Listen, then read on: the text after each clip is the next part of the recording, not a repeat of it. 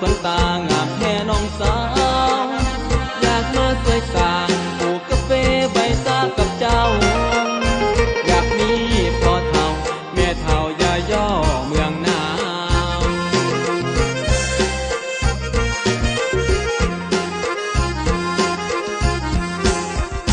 มาเด้อกินข้าวจะอบกับน้องคนงามคงสุขเรือลำอยู่ในเขตแดนแดนดาวเศรษฐกิจพอเพียงเมืองปากซองกินทานลำดาวถ้าได้น้องเจ้าสาวละเว้นตายบอกเครื่องใจเปิดอกเปิดใจเบาผู้ให้ที่ได้มาบอน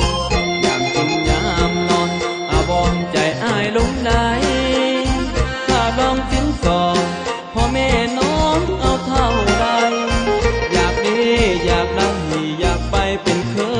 ยเมืองหนาว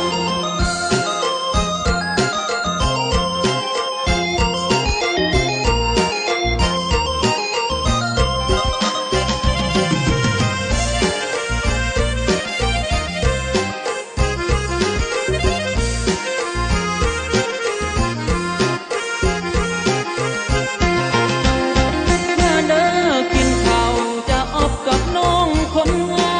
มคงสุขเรือลำอยู่ในเขตแดนแดนดาวเศรษฐกิจพอเพียงเมืองปากซองกินทานลำดาวถ้าได้น้องเจ้าสาวละเว้นตายบอกเครื่องใจเปิดอกเปิดใจเบาผู้ให้ที่ได้มา